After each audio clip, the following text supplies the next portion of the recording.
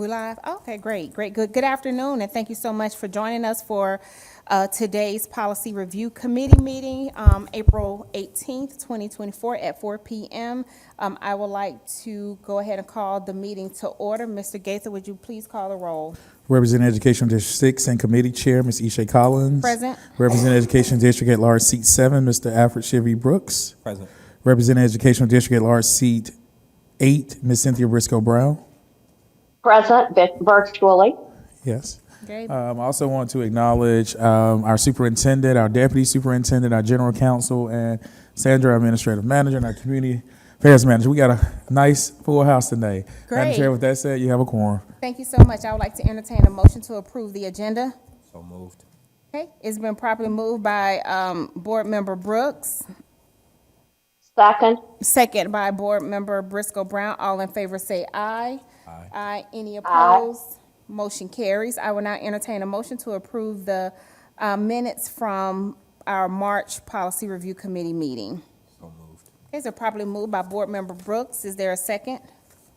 Second. Second by Board Member Briscoe Brown. All in favor say aye. Aye. Any opposed? Motion carries. I will now turn it over to our superintendent, Deputy Superintendent Dr. Battle, Deputy Superintendent Erica Long, in terms of our first discussion item, which is Board Regulation BBF-R8, the Community Equity Advisory Committee, for first read.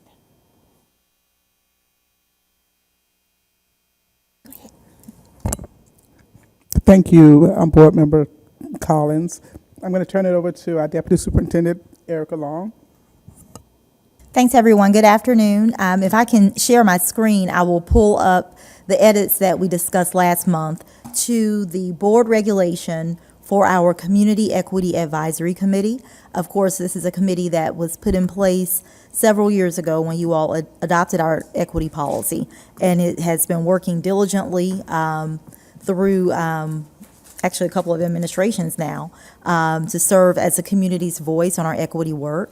As we discussed the change to this board regulation last month, we wanted to make sure to set up the committee to be successful and to accurately reflect the commitment of these committee members. The first change you will see reflected here is to the length of term of the committee members. Change it to them being appointed to 2-year terms and making clear that they remain in place until replacements are appointed by the board or the superintendent. The next change deals with resignation and vacancies, just spelling out that advisory committee members may be removed by the superintendent, by their appointing board member, or by a majority vote of the Atlanta Board of Education. When we go further down the document, we added a couple of sentences related to the commitments made by committee members. Committee members failing to uphold the commitments above are subject to reprimand by their appointing board member, the full board, and or the superintendent. And reprimand would just be issued in writing to the offending committee member. We also made a change here around the meeting schedule, that this is an administrative committee not subject to the Open Meetings Act. So these edits reflect our recommendations and recommendations received from the community panel itself about their work with the board and the administration.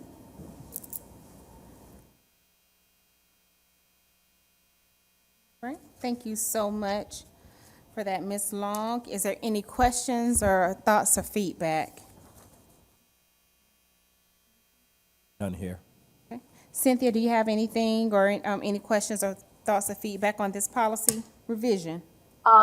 Yes. Okay. Does it, I don't have a copy of the policy here. Does it say anywhere it does not say anywhere in this regulation that each board member shall, or that each board member shall appoint a member of the committee. That is certainly implied, but since we no longer are tying it to the committee member shall serve a 4-year term aligned with the term of office of the appointing board member, we may want to say somewhere that each board member shall appoint one member of the advisory committee. I completely agree, and I see where we had language that said that in the previous version, but when we changed it to the 2-year terms, you're right, we need to go back and explicitly add that each board member makes an appointment. So under that, and I know you're not looking at it, but there's a section for terms of membership. We can add a second sentence. I can see your screen. Okay, so we can add a second sentence indicating that. Okay. Yeah, I think we just need to make that clear somewhere. Yes, I completely agree.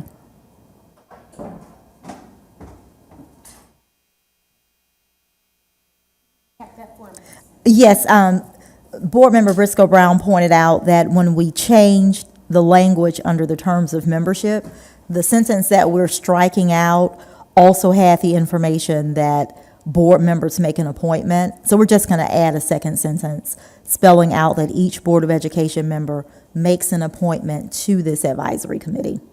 That's under what, terms of membership? Yes. Okay. Got it, okay.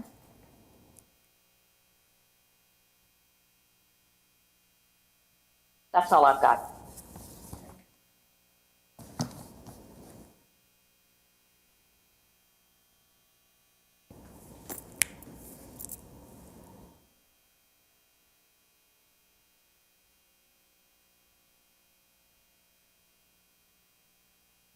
Okay.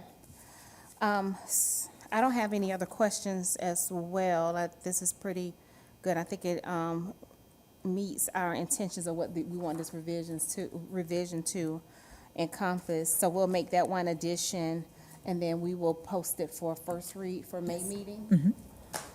And then in terms of first reading, after it passes, after it passes the board, it will open up for a 30-day comment window. Is that correct? Yes. Yep. And we'll move forward from there. All right. Okay, moving on to the second item, which is policy JAA, the Equal Educational Opportunities Policy for first read. So this proposed change to your policy on equal educational opportunity would insert that Crown Act language that we're also going to insert into the student dress code. Since the student dress code pulls from and quotes this policy, we needed to make the changes here. So you'll see that Crown Act language is inserted in 2 places. The first sentence is just an enumeration of the board's beliefs around the different categories of students that we protect through your equal education policy.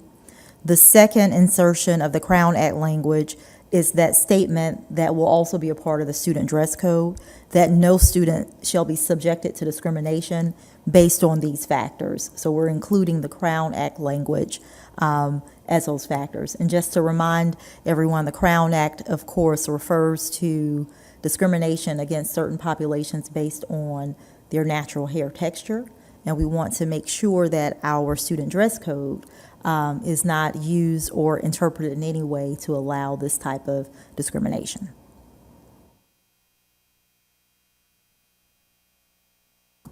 Okay, thank you. Any questions or feedback? No, ma'am, none here. Cynthia, you have any? None here. Okay, great. Thank you so much for making that addition as well. This policy will also go for first read in May, at May's meeting. Great, okay. Moving on to the third item, policy JCDB, the student dress code, in which this aligns with this as well. Ms. Long, I'll let you take it away. Yep. Same insertion, same change. If I can pull it up in the right place. I'm just including that Crown Act language. We talked about this last month, including that Crown Act language within the student dress code, making it clear, again, that students would not be subjected to discrimination based on factors around hair texture, protective hairstyles. And those are, examples are enumerated within the language. Great. All right. Any questions or feedback? No, ma'am. All right. Cynthia, any questions or feedback on this policy? I'm fine. Okay, great. We will also move this one forward for first read in May. Okay. And then item 4, which is our policy, our board regulation BH-R1, our board code of ethics, and this is pertaining to the organization of the Ethics Commission for discussion. Mrs. Long, I will now turn it over to you. Board Regulation BHR1 deals with the organization of your Board Ethics Commission. That is a commission made up of 7 members who are recommended for appointment by various community organizations, civic organizations across the city. There have been vacancies on the Ethics Commission. We have a list already enumerated within the regulation, but there is thought that if we broaden that list to include other organizations, we could, one, potentially get more diverse voices doing this work, as well as have a better chance of having enough people to staff and fill that commission. So in front of you is the regulation status quo as it stands now. But depending on your interest today, we can talk about how we could add additional organizations to this list, what that process would look like. There are draft lists already with some suggested organizations prepared. Is that draft list available for us to review? Yes. So today we'll talk about the draft list versus including as part of the revision, so that we'll two things. Okay with that list, but also there's some outreach to those organizations. To be.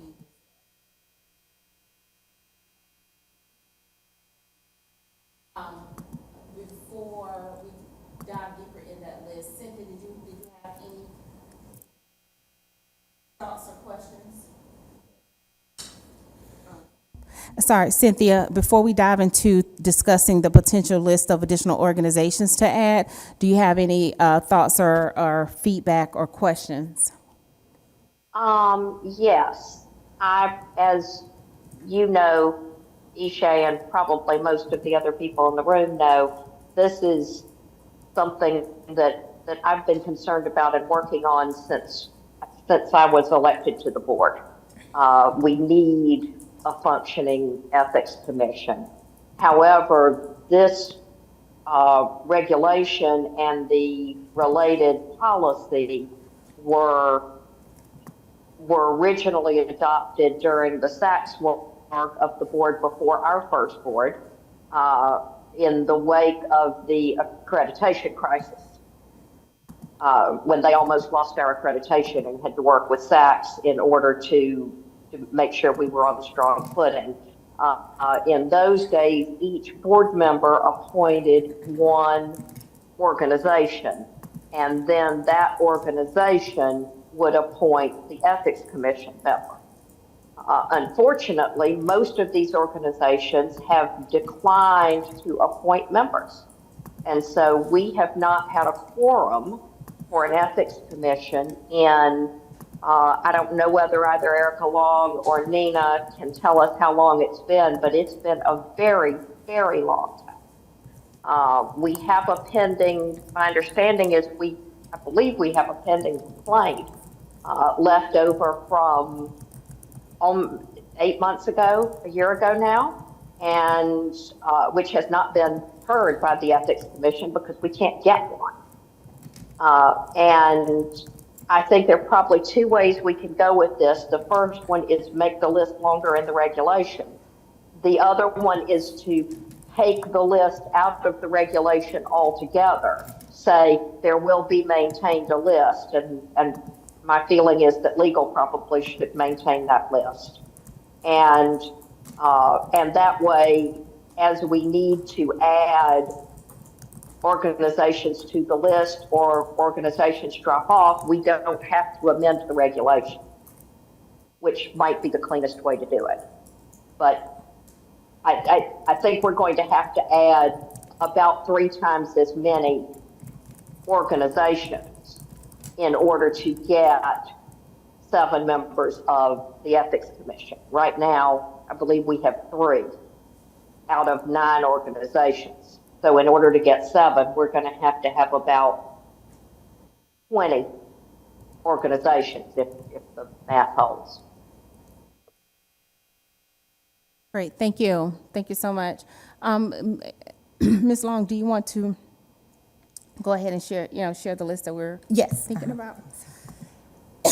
Sorry.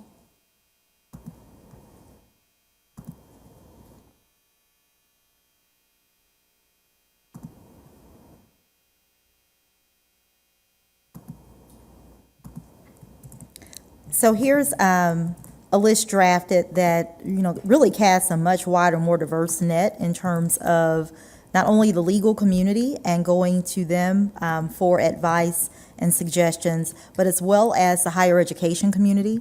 So you'll see here an addition of potentially the Georgia Association of Women Lawyers, GABWA, Stonewall Bar Association, Hispanic Bar Association, Asian Pacific American, from the education community, GLECE, Andrew Young School of Policy, KSU's College of Education, the Carl Vinson Institute at UGA, and Clark Atlanta's School of Education.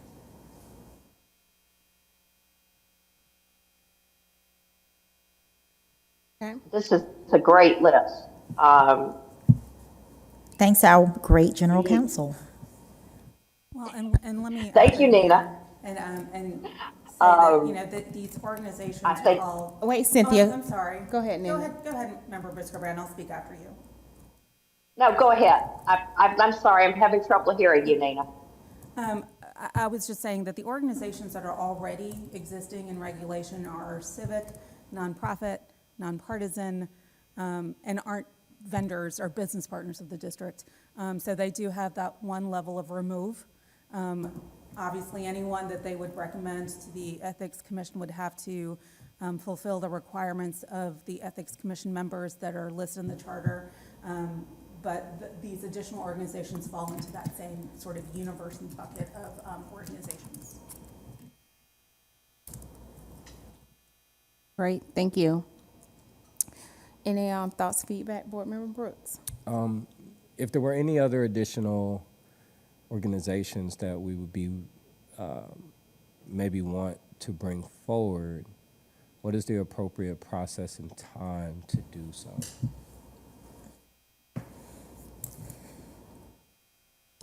Well, I would think, being that we're having this conversation now, I mean, today this item is up for discussion, so I would say if there are any additional organizations to consider, we can either add it to the list now or over the next, probably over the next few weeks before our next policy meeting, have those, think about what those organizations are. Are there any that comes to mind immediately?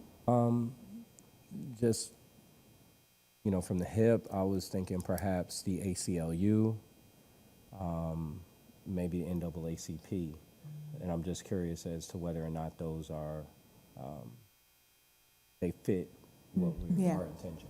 Yeah, and I think that's what, I mean, that's a good source to think, to think about as you're thinking about these, think about organizations. Again, this list are those organizations that are deeply rooted in, like, ethics.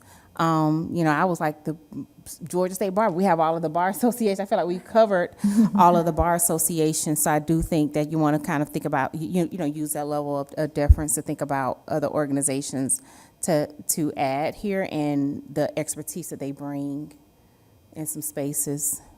Particularly in this regards, we definitely want to lean into ensuring, like, objectivity process.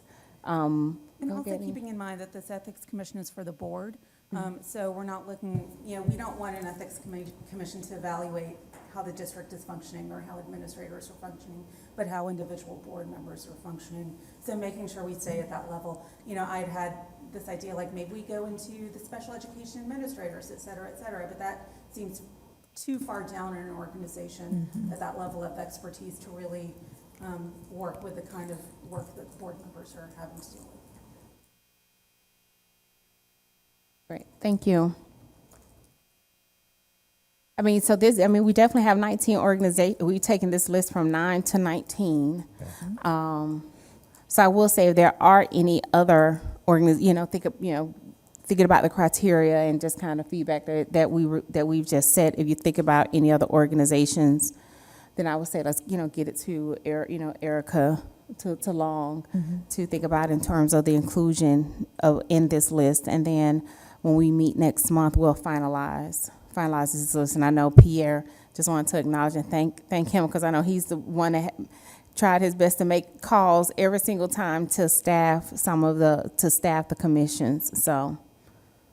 Yeah, definitely. I would propose a consideration of those two organizations that I stated. But other than that, I think I agree with Board Member Briscoe Brown that this is a very good comprehensive list of different organizations.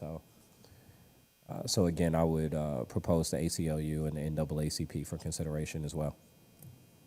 And Georgia NAACP, to be specific, yeah.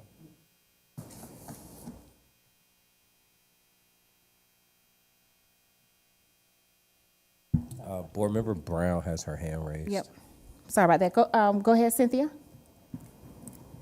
Yes, this is a good list. I do think we need to keep in mind the point of the Ethics Commission and make sure we are adding organizations which are likely to have appointees who will be experts in policy and ethics and understand what board members do. It's also important that these organizations not be partners or contractors with the district, I think. So we want to avoid, for instance, or have any close ties with APS, which I think is why the original list included the Georgia Chamber of Commerce, but not the Atlanta Chamber. Because at the time, certainly the Atlanta Chamber had a very close relationship with the Board of Education. So I think we just need to keep that in mind. We also need to name organizations which are likely to be able to find Ethics Commission members who meet the qualifications below. I love this list because it's so much more diverse than the original list, but also recognizing the importance of having people who understand what an Ethics Commission is and how it functions. I know that we need to get an Ethics Commission up and running. The current policy or the current regulation says that once the Ethics Commission has a quorum, has its 7 members, then they have to have training, they have to meet, they will elect a chair and a vice chair, and they need 60 days to write their own procedures. It would be good if we could have this process start with perhaps the June board meeting or shortly thereafter, so that they'd have the summer to do that. Those 60 days could run during June and July, or during July and August, so that we have a functioning Ethics Commission by early in the next school year. Can we think about how we might accomplish that, whether we vote on this at a special called meeting, something as important as this? I'm not sure whether we want to wait first read, but in particularly given all these organizations. But would it be possible for us to vote on final approval at the June board meeting or some other time? You can. Typically, and I'm treating this just like a board policy because it's a board regulation. Typically, you do a first read at one regular monthly meeting and then approve the next one. But you can approve at the first meeting upon a unanimous vote. So if just sort of planning this out, if you want to have another cycle of the committee process to come back for the next policy committee meeting in May and finalize the proposed regulation and move it forward for approval at the June meeting, if there's a unanimous board vote, it can be unanimously approved. Yeah, absolutely. Yeah, so we could definitely explore that, but I would say for right now, when we've added 11 more organizations. There is some time that we need to be, at least contact those organizations to see if they're interested in joining or being a part of this list. We can, and if we get through that work, then we'll have the opportunity. We get through that by our May policy meeting. I can easily see us being able to, bring the board members, our colleagues, up to speed and have it ready for final approval in June. So. Okay, if we don't do it in June, then we won't approve it until August, and then it's closer to the end of the calendar year before we have an actual ethics commission. Yeah, definitely understand. I mean, in full transparency, we're trying to move a change in 3 months, but this has been something that's been outstanding for a few years. So I want to be very, very cognizant of that timing and making sure we do it right as well. And June, there's opportunity. It could be a special meeting. We still have the budget. A lot of times we have the budget commission meetings that run into June, so we do have some time. And so I want to acknowledge that, but I also want to make sure that we do this tight and right the first time. So, so we have the organizations here. We're not changing any other part of this process, criteria wise. So I think I feel like it should be a reasonable turnaround. I just don't want people to feel that we're in a crunch to get it done, and really want to make sure that we're doing it succinctly. So,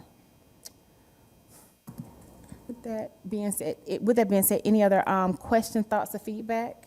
No, ma'am. All No, right. thank you. Yep, no problem. I think we're good to go. Good to go there. Okay. And then, so those are for all the discussion items for today. The next piece we have is other business. And Eric wanted to see if there was anything you had for other business. I know we received some notes and a draft of potential changes to student discipline for discussion if you all would like. Here is information from an outside organization, but that talks about school recess policies and discipline policies. Let me pull that up here.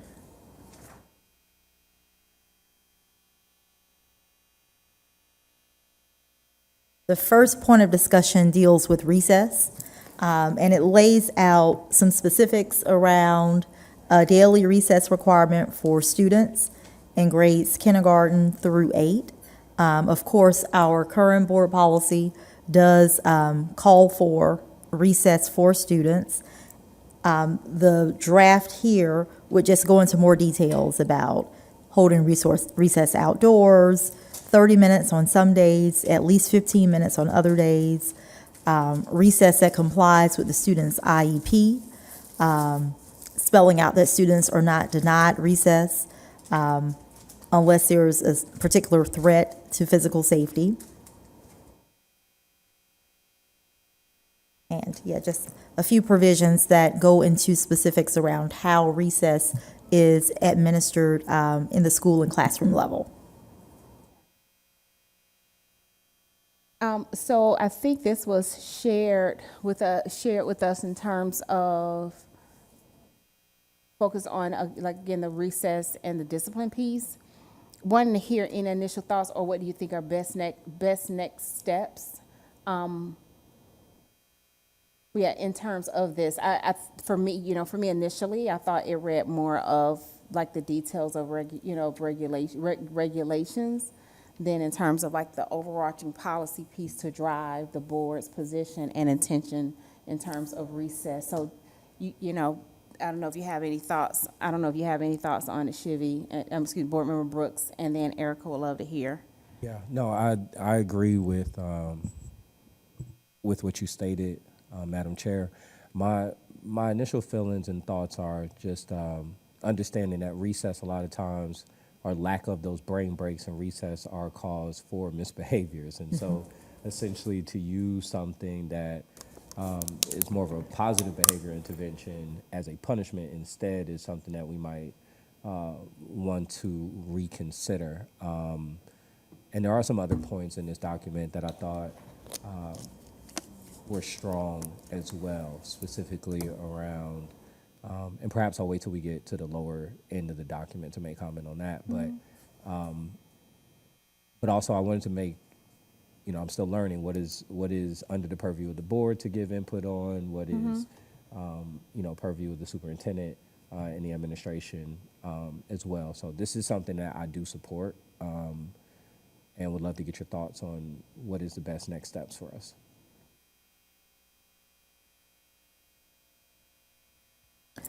So I think that these are a really strong starting point for a conversation. Of course, recess has been talked about at the Capitol, I think, every session for about the past 4 or 5 years. And it's taken a while to finally get a mandated recess that went through, I think, about 2 years ago. I think from the administration standpoint, one important next step for us would be to sit down with our chief of schools and really get an understanding of what kind of supports our schools need to ensure that they're implementing recess properly and in alignment with your policy as well as what the state of Georgia asks us to do. I would not want to rush them through that conversation, but just hearing from Chief Usher, from the associate superintendents, there are definitely ideas here that could live very well in administrative regulation. We don't have one at this time around recess, so laying out these specifics might be a good place for that type of detail. But once again, I want to talk to the schools team and just see what they're hearing from principals. Absolutely, fair enough. I think that, I mean, this is a big piece that was just brought, you know, that we just brought to us. So we'd love to do have the administration do a deeper dive and see what are those options and ways that we can make something, you know, that we can find a common ground. Like I said, I know we talk about, like you mentioned, it's been discussed so much. So, and then the second part in terms of the discipline piece.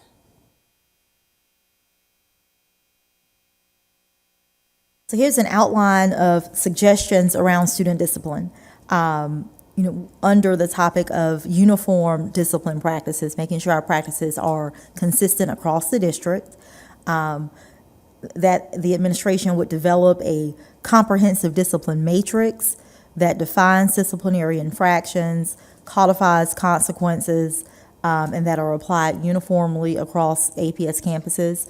I know our student code of conduct attempts to do that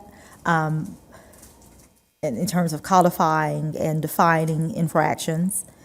It says that the administration would extend the ban on out-of-school suspensions to include grades 4 and 5. I think that ban is now K through 3. Calling on the administration to provide training on restorative justice practices, including peer mediation, teacher to student, and student-to-student restorative justice, training our school resource officers on de-escalation tactics that are age-appropriate, making sure our school counselors are equipped to monitor and record disciplinary processes and coordinate that restorative justice. And then it states that no student shall be denied access to scheduled after-school programming and enrichment activities as disciplinary consequences. And that includes on-site after-school programming provided by APS and different vendors.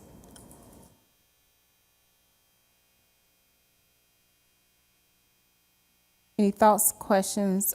Cynthia, I see your hand raised. Do you have anything?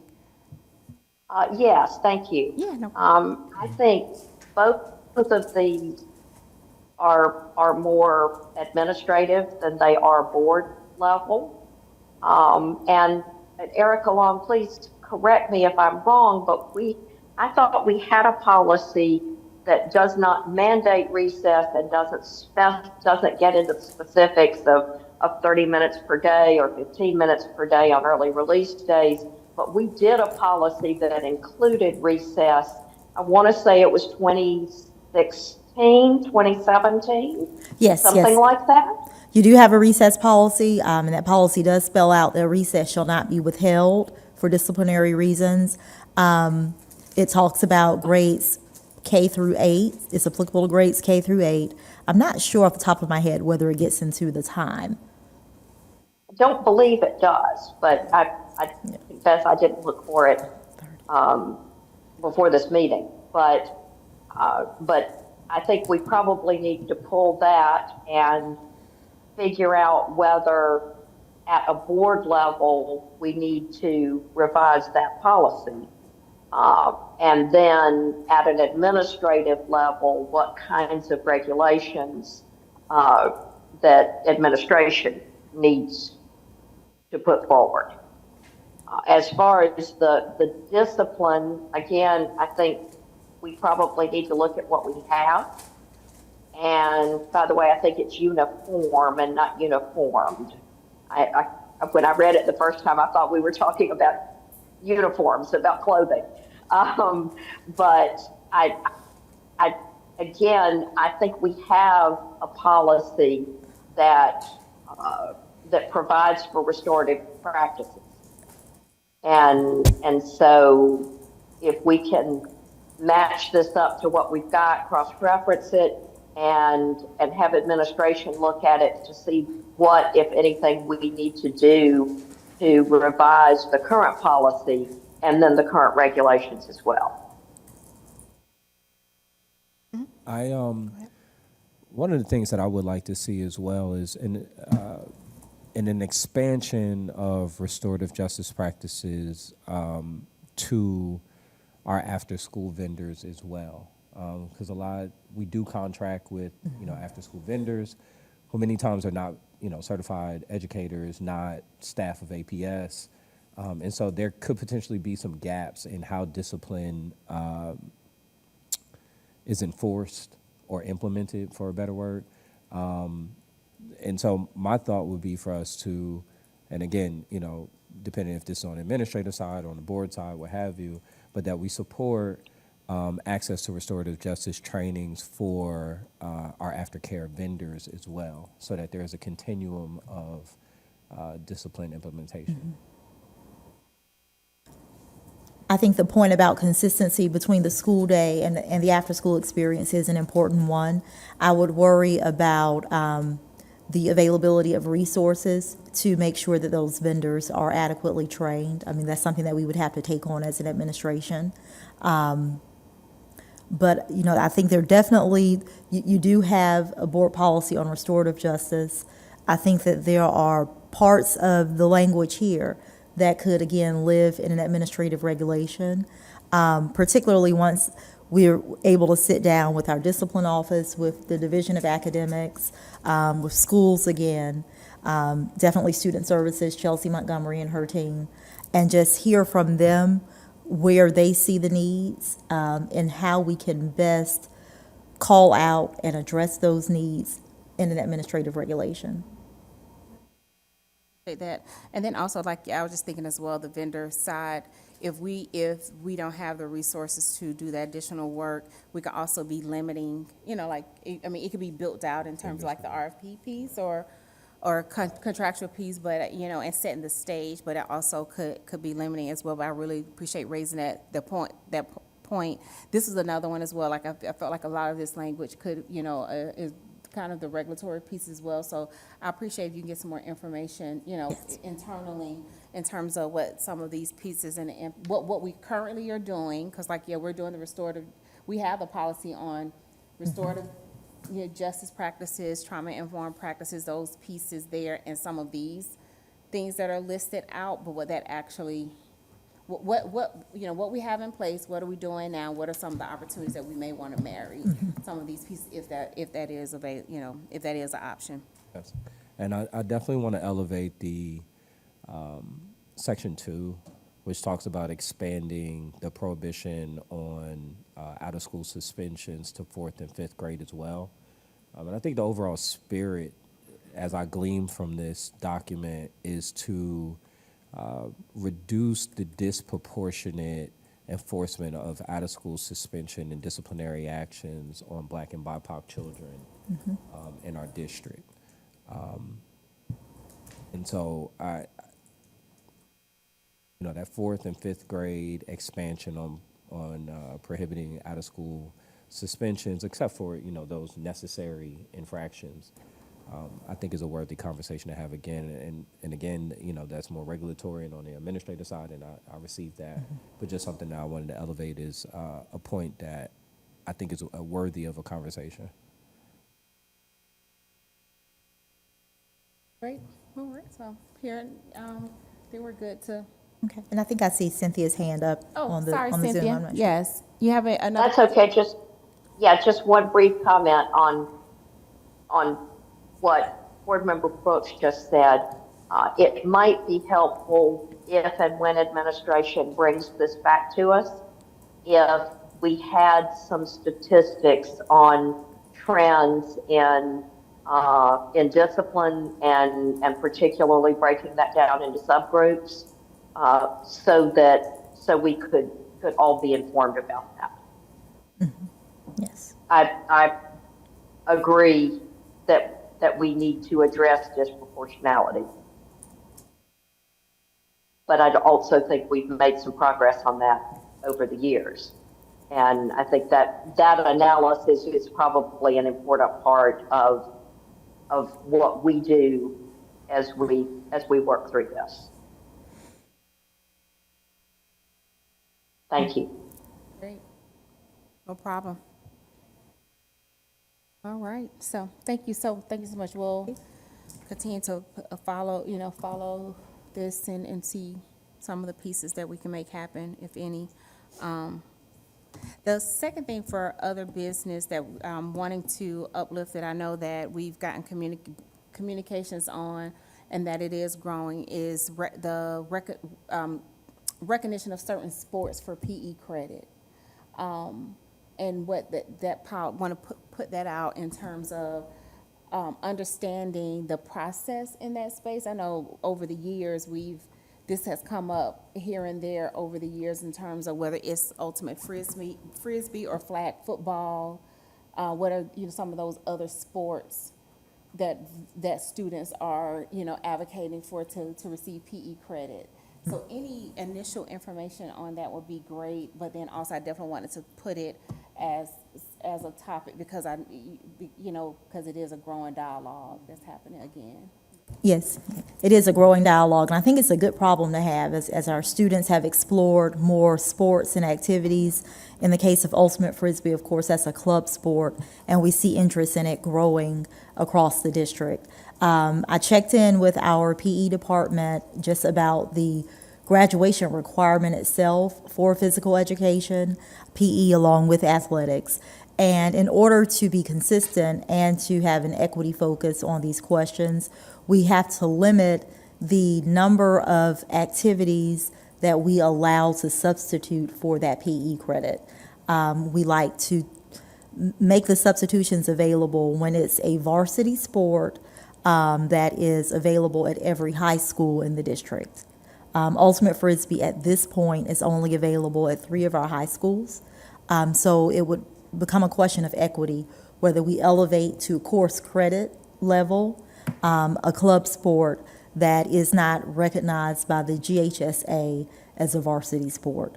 There are other GHSA activities that are sanctioned, one act play, esports, and there's another one that is sanctioned, but we don't use them for that PE course credit substitution. I think it's a question that we will hear about more as there are more club sports and activities that gain in popularity.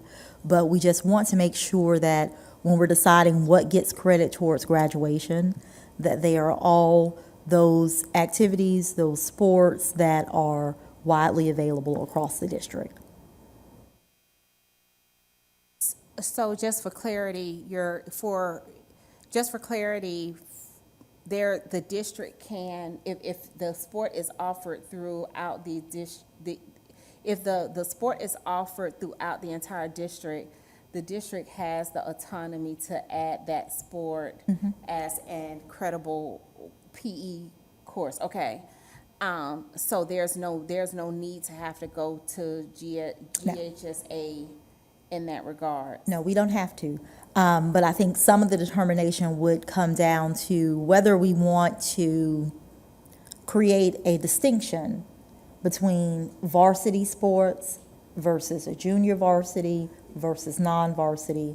And those are questions that we would have to grapple with as an administration, in terms of wanting to protect the value of that PE experience, and make sure that we're not casting too wide of a net in terms of substitutions.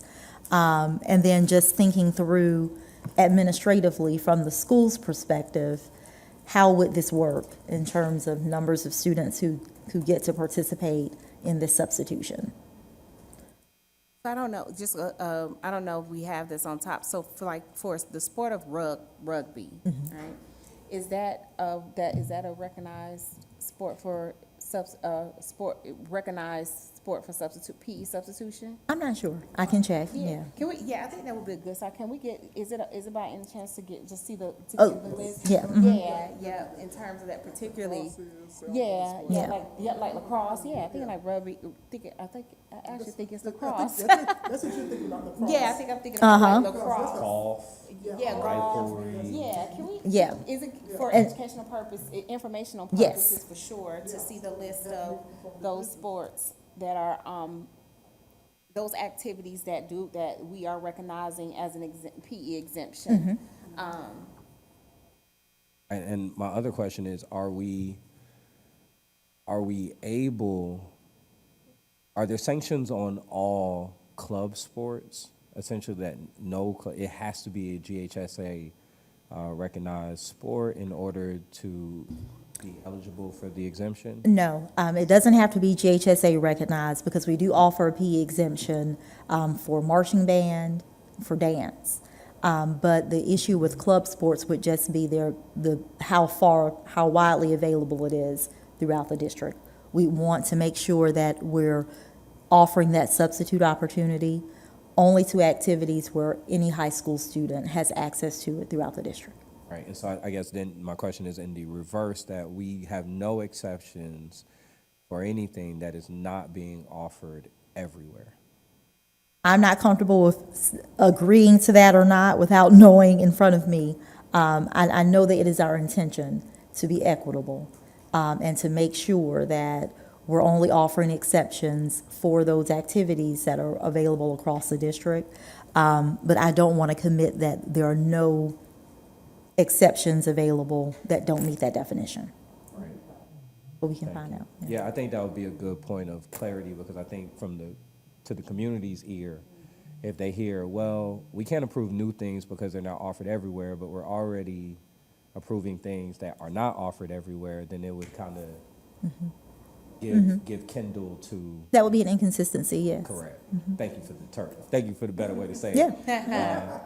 Because I didn't want to say hypocrisy, but but I think someone who is advocating for something would view it that way, and I do appreciate that. I think that would be a good point of clarity, and because I think about Frisbee, for example, my son Bryce played ultimate Frisbee, and it's a very physical sport. They're doing a lot of running around, and I think the intention in the community is for students to be able to take more AP classes or electives or other things in lieu of PE, while they're also being physically active at school in other activities that maybe are not GHSA recognized. But I'll get that comprehensive list. Yep. And also, sorry, for clarity, I heard that esports is not recognized for exemption either. Right. Okay, it's recognized through the Georgia High School Association, but we don't recognize it as A PE a exemption. PE exemption. Right. Oh, okay. And no, I think with that's just the nature of the activity. You're, yeah. We had this conversation. I'm sorry, we had this conversation in terms of what we recognizing esports as a PE requirement, and there was a conversation of what type of sweat. Right, Stress sweat. right. Stress Like, just really the good sweat. logistical Yeah, part, versus right, physical you know. sweat. Listen, if you ever been in a heated Fortnite, Yeah. Call of Okay. Duty, 2K, Madden match, This sounds like the father of two Stress sweat sons, that yeah, happens. okay. it's a thing. Thank you, oh, So that's good to know to have that clarity. yes. I recognize that It's real, okay. Okay, that'd be good. And, and I think just the information to know like what activities that we do align to qualify as an exemption to at least build the knowledge of this. So as we're getting communications and advocacy through us, we at least are knowledgeable enough to know like what that does in fact look like, and then the equitable lens in terms of some of the decisions that are made in that regards. That'd be great. So that is one to be continued as well, Yes. but definitely wanted to, while we had this moment, put it on your radar. As we've had speakers at board meeting and we're getting email communications on it. Wanted to recognize that. Got it. Yeah, hey, Cynthia. May I speak? Yeah, Thank go. you. It might be wise to ask athletics and/or PE to come to our next policy committee meeting and present on this topic, so that I think it's difficult for us to make any determination without accurate information, and also to hear from them how adding additional sports would affect our students, would affect the academic requirements, graduation requirements, and also address the equity issue. I agree that if we're already using sports, which we don't offer at every school, to satisfy the PE requirement, then we need to discuss whether we should be doing that, and if so, whether we should expand the list. But I think without having appropriate administration representatives with us, I think this is just a hard discussion to have. Thank you so much. I appreciate that. Yeah, if possible, Yes. that would be great. Yes, that'd be great. All right. So thinking about our next meeting, upcoming meeting, our next policy review meeting is slated. Is that for Thursday, May 16th? Okay.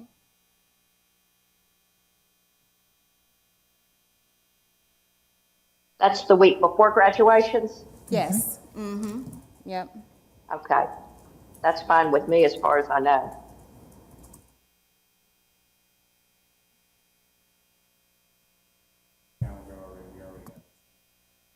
What time will we have that meeting? Yep. We already have a 10 and a 12. Okay. So looking at some time in that afternoon, is there right for me?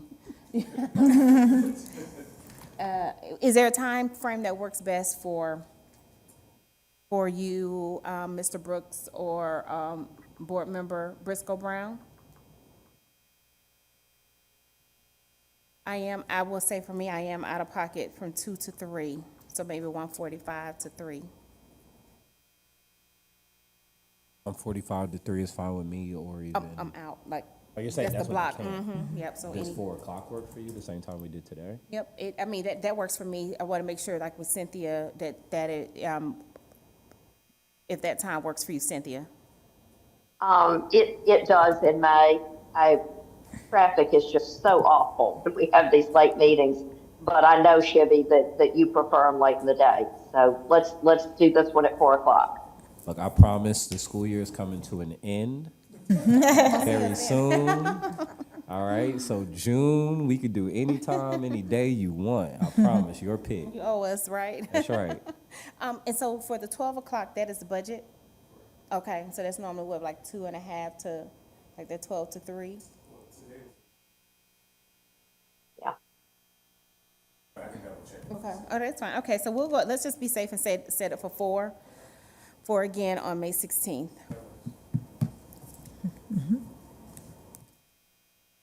All right, we're good to go there. Next meeting will be on Thursday, May 16th, the week before we kick off Grad Nation at 4 p.m. Mark your calendars. And then now wanted to open up to see if we have any public comment. No public comment, Madam Chair. Okay. Being that we have no public comment for today's meeting, I will now entertain a motion to adjourn today's Policy Review Committee meeting. So moved. Okay, is it properly moved by Board Member Brooks, seconded by Board Member Briscoe Brown? Second. Yes, all in favor say aye. Aye. Any opposed? Aye. Motion carries. Thank you all so much. I appreciate you, and we are good to go.